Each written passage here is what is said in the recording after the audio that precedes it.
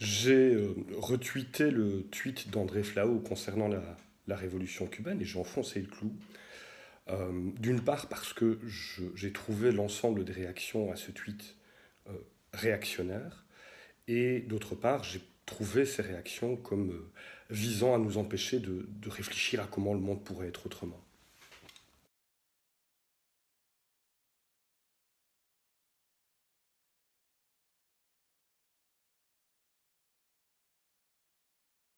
Alors est-ce que Cuba est un paradis?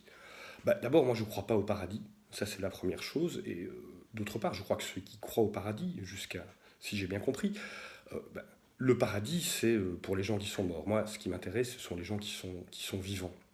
Euh, Par ailleurs, je crois que l'idée de comparer un petit pays des Caraïbes, notoirement sous-développé industriellement et économiquement, avec un pays comme le nôtre, qui est développé économiquement et industriellement depuis extrêmement longtemps, et où par ailleurs la propriété privée a été totalement sanctifiée bien plus que dans la plupart des autres pays, ça n'a absolument aucun sens.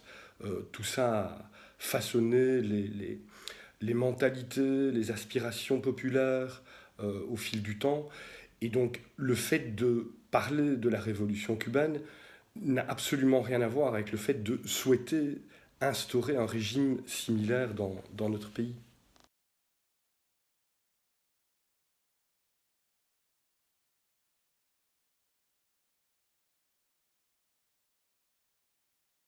Alors est-ce que Cuba est une dictature?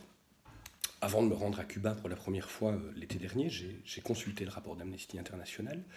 Et effectivement, il y a à Cuba des gens qui sont emprisonnés pour ce qu'ils expriment. Il y a des gens qui ont été emprisonnés pour des tags sur des murs, il y a des gens qui ont été emprisonnés, d'après le rapport d'Amnesty, pour avoir manifesté pour la liberté des prisonniers politiques, etc., etc. J'ai également été beaucoup questionné par rapport à l'homosexualité.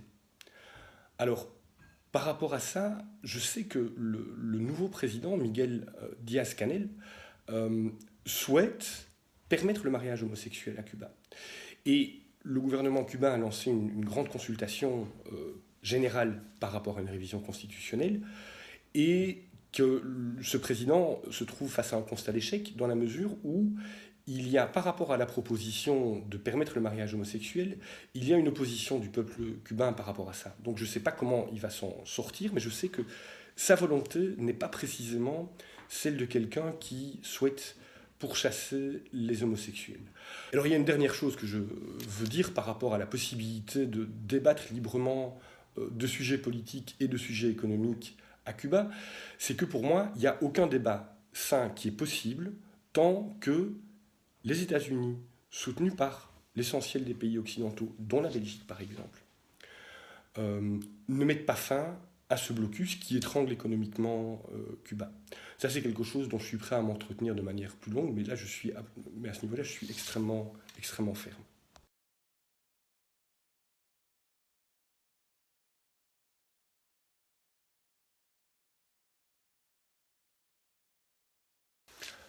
Ce que j'ai voulu dire, tout simplement, c'est que le 60e anniversaire de la révolution cubaine est, selon moi, à célébrer.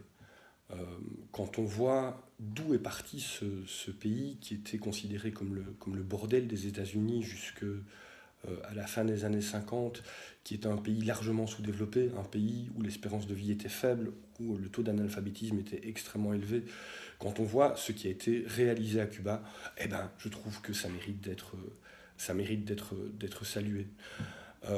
L'alphabétisation a été une des premières priorités du gouvernement cubain. L'espérance de vie est actuellement, elle est un peu inférieure à ce qu'on connaît dans les pays occidentaux, mais pas de beaucoup. Euh, et enfin, je crois que Cuba a recouvré sa souveraineté. Alors ils sont dans les problèmes, mais ce sont leurs problèmes. Mis à part, évidemment, comme je le disais précédemment, le problème du blocus qui leur est imposé. Et alors un dernier domaine dont on parle extrêmement peu, c'est le domaine de l'écologie. À partir du moment où l'URSS s'est effondrée, l'URSS a disparu, ou donc n'a plus soutenu Cuba, eh bien, Cuba a dû inventer d'autres solutions par rapport à son agriculture. C'était terminé les engrais, les pesticides et les traitements classiques en matière agricole. Et donc Cuba a dû faire de manière débrouillarde, comme je crois assez souvent dans ce pays, a dû procéder à sa transition vers une agriculture bio et poursuit actuellement sa transition vers les énergies renouvelables. Donc, est-ce que Cuba est un paradis? Non, je n'y crois pas au paradis. Est-ce que Cuba est un pays où il n'y a pas de problème? Non, c'est un pays qui connaît d'énormes problèmes, à la fois de liberté d'expression et surtout économique. Je pense néanmoins que cette révolution du 2 janvier 1959 a été une excellente nouvelle.